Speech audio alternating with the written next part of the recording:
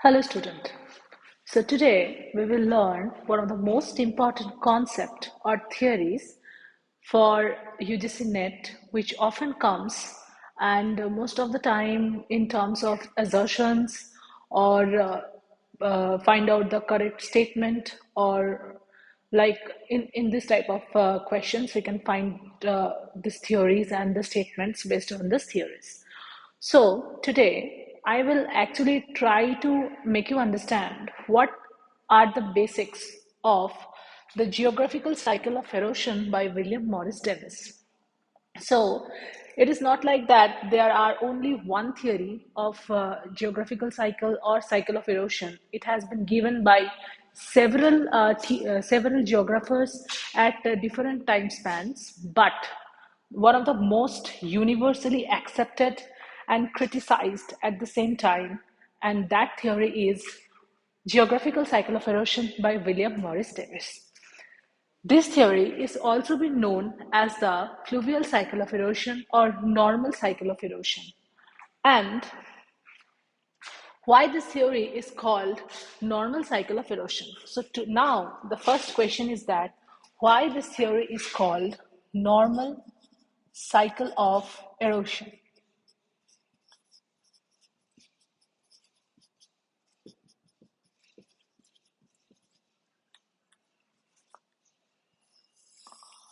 Why it is called as normal cycle of erosion? So the answer will be, as we all know, throughout the globe or across the globe, fluvial cycles or the action of river is the most general form of erosion that we can see.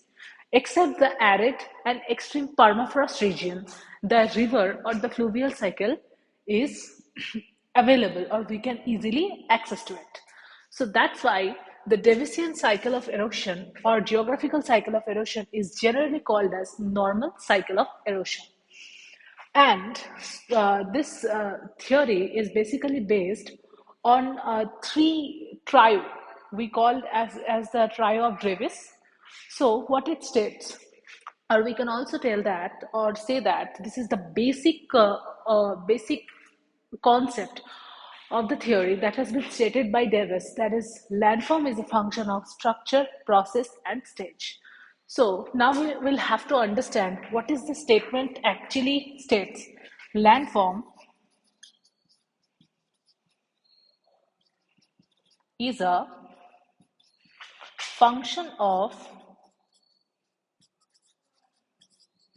structure, process, and stage. Before entering directly to the theory, we have to understand the Magna Carta of this theory. And this is the statement itself, which has been stated by William Morris Davis. Davis actually gave his theory in 1889. So it will be just after 30 years, which was 1859, Darwin gave his concept of evolution. And after that, this theory is basically a landform evolution theory. So, what it states that landform is a function of structure, process, and stage. What is the meaning of structure here? Structure means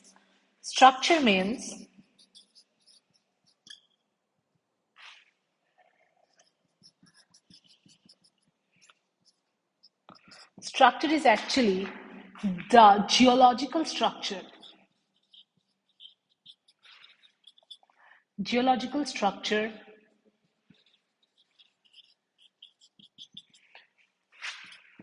like what type of rocks are there, what is the structure in natural that we can see, that is it folded,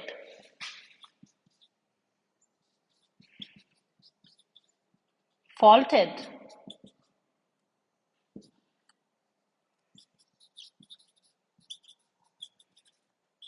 or uniclinal.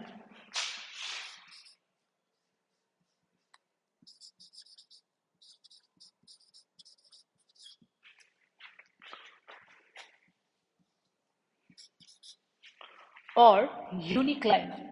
So, from this particular writing, we can understand that structure means what type of structure. It can be the structure of rocks.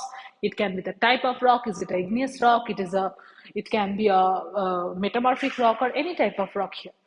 So, structure is the first thing that we have actually tried to understand, and next one will be the process. Process is something that are the geological or geographical agents that work on the geographical structure or landforms. So what are the process? Here, there has been different processes that works actively, mainly the exogenetic forces that we can see.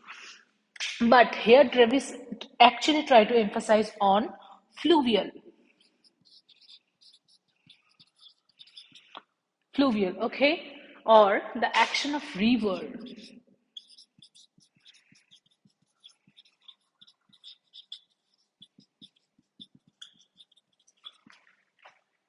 So we have actually discussed about structure, process. Now it comes for the stage. Stage is something which denotes time. Division theory or division model actually overemphasizes on the concept of stage or time. For that purpose, Davis actually divided his entire geographical cycle of erosion or the normal cycle of erosion in three particular successive stages. One will be the youth stage, another one will be the mature stage, another one will be the last one is the age old stage. So, now, what we have learned, the basic concept of Davisian model, that is, a landform is a function of structure, process, and stage. But as we all know, this is a theory. So, based on every theories that we have read, we know every theories have some assumptions. So, Davis also comes with many assumptions. What we will discuss now. Let me bring the duster itself.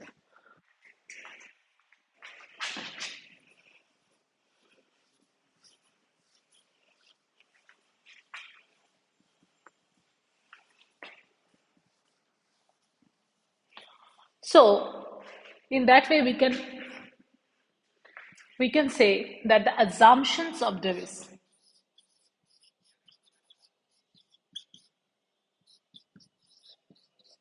So, what are the assumptions?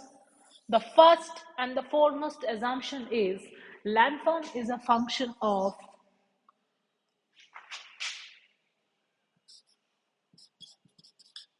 landform is a result of endogenic and exogenic forces.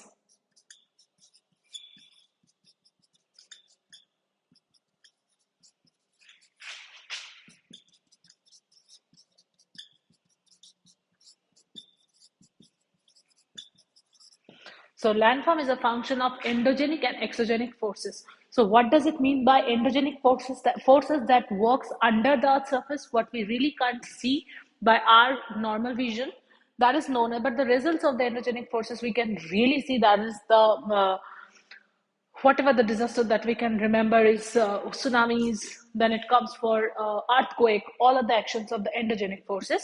And the exogenic forces are those forces which actually occurs or functions in the land in a very minute way. We actually can't see them or observe them in one day, but we can definitely understand within a span of years. So the examples of exogenic forces are very simple. That is air, water,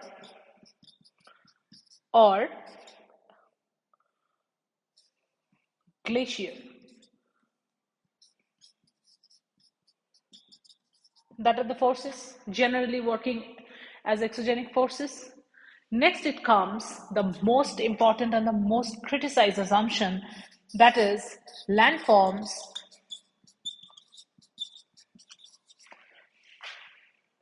uplift at a faster pace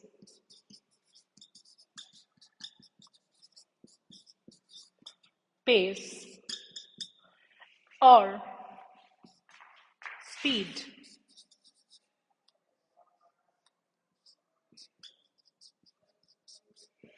Landform uplifts at a faster pace or speed. Third is that erosional agents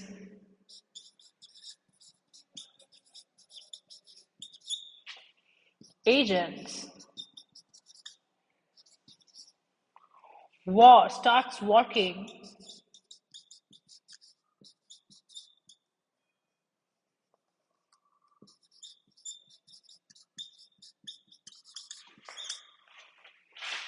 after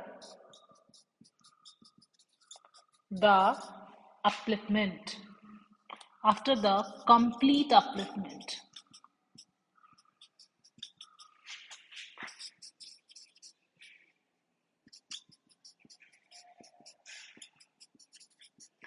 So this is what it states, that erosional agent starts working after the complete upliftment. That means what? Unless the upliftment process is actually over completely, after the process only, the exogenic forces or the erosional forces or agents will start acting on the land surface or the landmass. So these are the basic assumptions, and there will be no upliftment. There will be no upliftment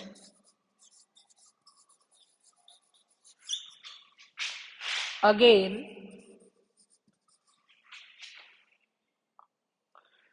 There will be no upliftment again. That means what? Once the upliftment process is over, the landform is open to the erosional agents to act upon, there will be no upliftment again. So, as we can all understand, that these are the two factors which will be criticized very, very much. But as we all know, assumptions are very, very important and the basics for any development of theories. Without assumptions, nobody can actually develop a theory, because theory is something which allows different aspects and try to make it a simpler one to address a particular issue or problem or a particular development process. So this is what we are going through, and now we actually getting into the actual process or the theory of the landform development by Davis, which states that landform is a function of structure, process, and stage. So I have actually drawn this particular diagram to make you understand, or make you people understand about how Davis tried to distinguish the different stages and different time frames in his theory by this diagram. This was the actual diagram postulated by Davis itself, and in this diagram we can see that these are the higher, or the peaks, or elevated ones, where all the peaks are get joined by a particular curved lines, and we can actually see there is a gradual decline of the peak, or there is a gradual decline of the entire landmass. We can see the highest height or elevation here, and it is actually a lesser one from the earlier one, but still higher or moderately higher from the last one. And we can also see that the last stage is actually talking to the bed of the river. So we can actually see another thing also, that is there is another curve which is actually going parallel to the upper curve. And this upper curve is known as the upper limit, and the lower curve is known as the lower limit. But what the lower curve is actually? Lower curve is nothing but it actually joins the summits of the it actually joins the valley or the last depth of the valleys and go through like that. So after a visual that we can get from this diagram, we can tell that this is the upper relief or the upper limit, this is the lower relief or the lower limit.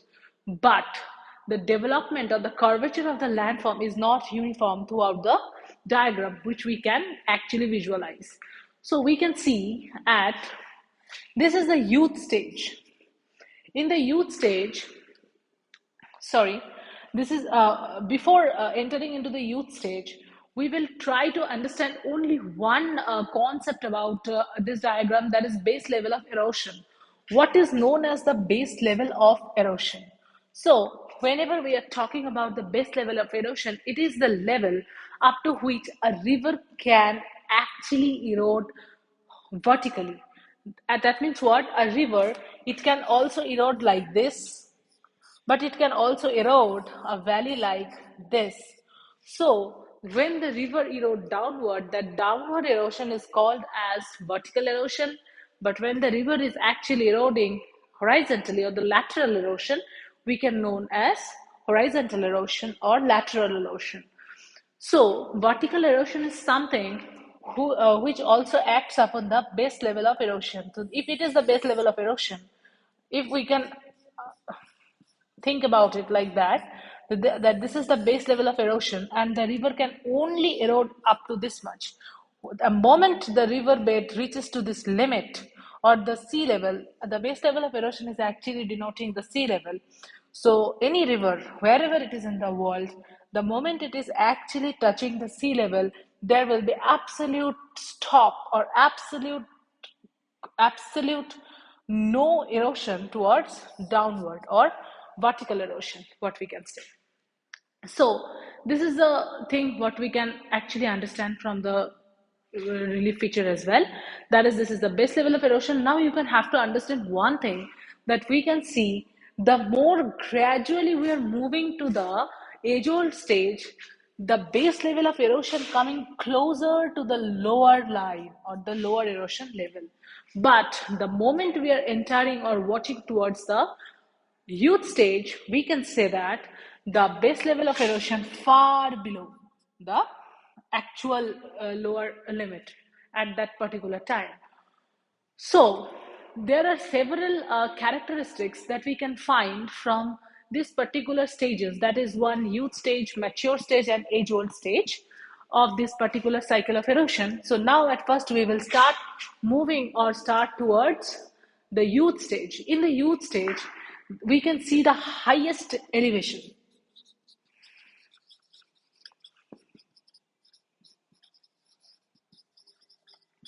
We can see the highest level of elevation, as we can see all the summits are joined, and the upper limit is almost uniform upper limit. So whenever we are talking about uniform upper limit, there are several characteristics coming along with. That is what, in the primary period, after the development of any landmass, there will be development of streams.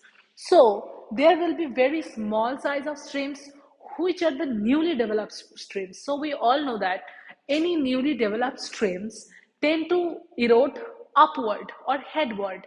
This type of erosion actually leads to the lengthening of the stream itself or the lengthening of the stream profile. As we can say that there is extreme slope factors, there are, the slope is extremely steep and extreme heights are also there, the river will start absolute downward erosion. It will only focus on vertical erosion. As we can understand, there is only vertical erosion and almost no horizontal or lateral erosion in the youth stage of the river. So there is a creation of extreme V or sharp V valleys. So after that, the vertical erosion we are doing through we are understanding, we will have to understand another one thing, that is when there is extremely a steep slope of a river, it is that we all know that when the slope is extremely high or too much slope, we can say, so the velocity or the kinetic energy of the river will be extremely high. So the potential of transportation will be extremely high in the youth stage. So extremely high potential of transportation. This high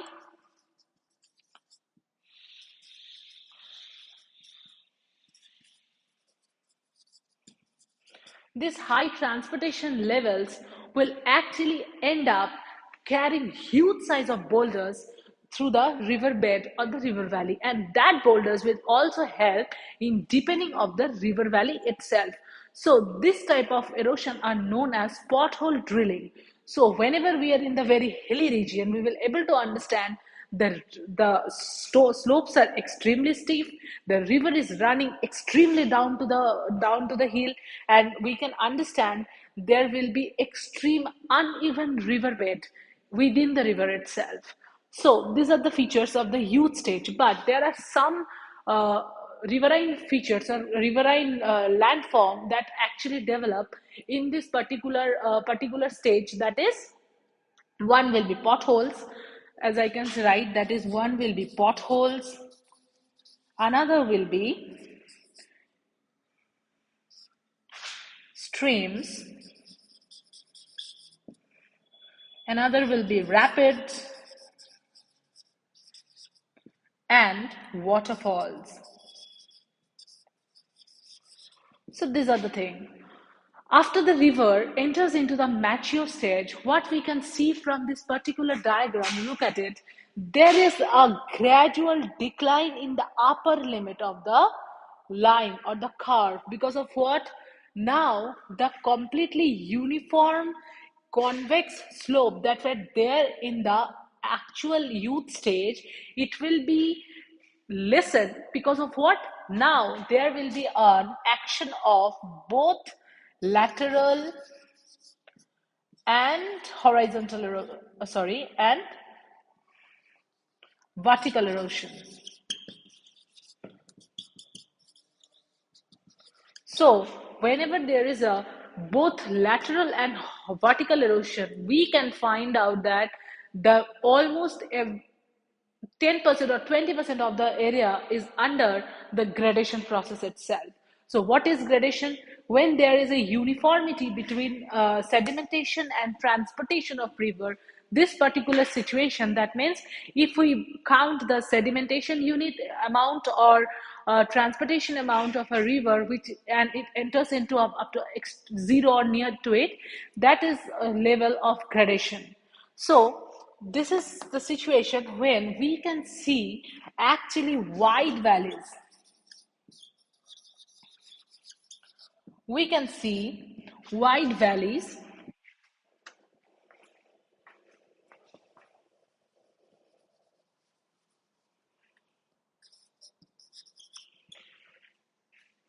wide valleys, floodplains,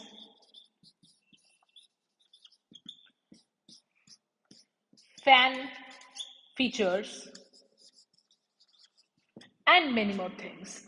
So, by this particular diagram, we will be able to understand one more important thing, that is, in this particular part of this diagram, we can see the relative relief also declining. That means the absolute relief is actually declined. The absolute relief was extremely high in the youth stage, but in this stage we can tell that absolute relief also declined, and the relative relief means what?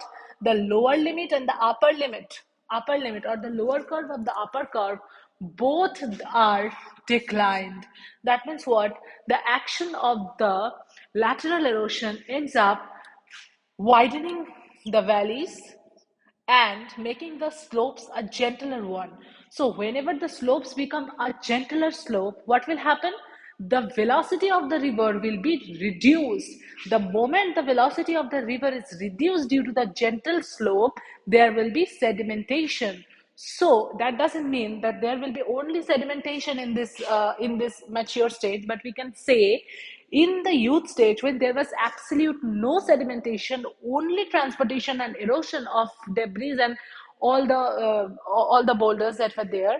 But in this process, in this stage, in the mature stage, the sedimentation process will start gradually.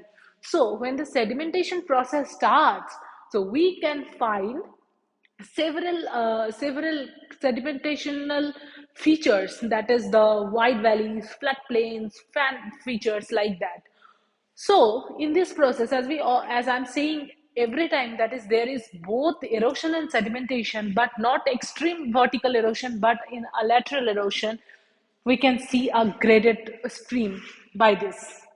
And the moment we enter to the actual last stage of the revision cycle of erosion, that is known as the age old or old age of Davis, which actually states that there will be absolute no vertical erosion because the river has eroded enough of it. So it has almost come to the base level of erosion. You can actually understand from this feature that the river has actually ended up to the base level of erosion, and it cannot do more vertical erosion at this point. So in the in the age old stage, there will be absolute no vertical erosion. I am writing it very clearly. That is absolute no vertical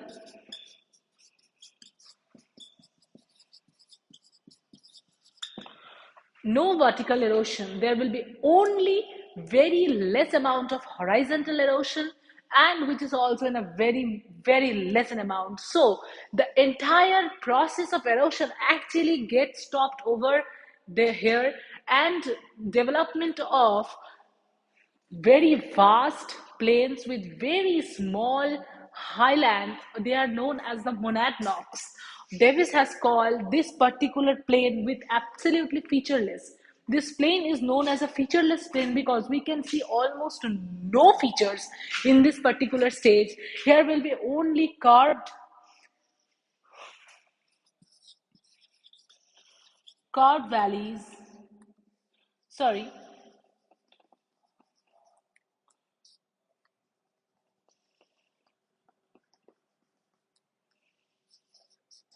carved river bands.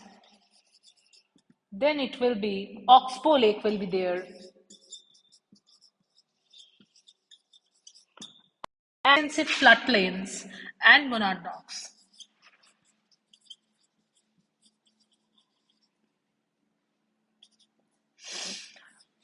At the end of the entire theory, that we can actually understand, there are several several concepts that can come from this theory. One will be the base level of erosion, upper limit, lower limit, concept of time, penny plane, monadnocks, and all the riverine features that I've actually discussed here.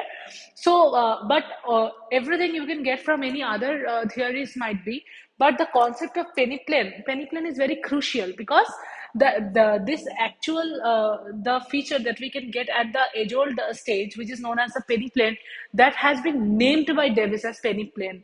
This peneplain and pediplain, we actually get too much confused between peneplain, and pediment and monadnocks. We have to understand peneplain is associated with monadnocks, but pediplain is associated with pediment, and pediment is a aeolian feature, but monadnock is a riverine feature.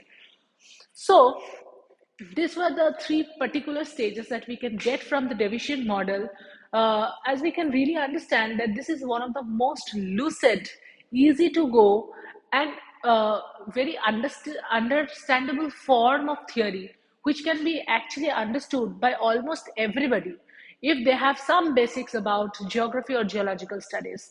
But in spite of having such a universal acceptance across the globe, this theory has got universal criticism as well. So, what are the major criticism that has been came in terms of these theories? First one will be the extreme time boundness. Davis have overemphasized on time. As we all know that geological feature is basically, or landform is independent of time, because we cannot really control the factors, the indigenous and exogenic factors that are actually leading to the development of another new landform. So this will be the one, or the number one criticism. Another one will be very criticized point, that there will be no erosion up to the upliftment process.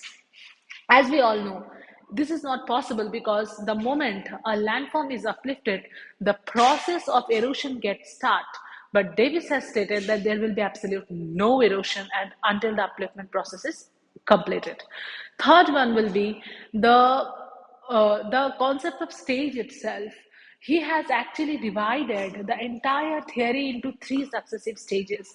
But in actual life or in actual geological surveys, we can find out that this type of relentless or this type of actually huge time span we cannot actually get in actual life, because for getting such a consecutive or continuous stage of evolution or stage of erosion itself, this is not possible in general.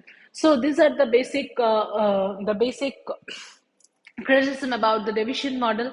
But Davis can also be stated as the new father for giving idea this geographical cycle of erosion, because after Davis itself, the several another theory of J.T. Hack, Walter Fink, and every geological theories came, and they actually based on this theory and the criticism of this theory. Somebody tried to define it, somebody tried to criticize and get something new out of it, but the basis was the Davishian model of geographical cycle of erosion. So hope you guys understood whatever I have stated. I have tried to understand everything in a lucid manner, but please go through or follow this diagram every time you are reading this, because this diagram will help you a lot. So this is for today, and I believe you guys gonna read very rigorously for your UGC NET preparation. But please go through this theory once more, because this is something very go-to topic for your upcoming exam. Hope you doing good. Best of luck. Goodbye.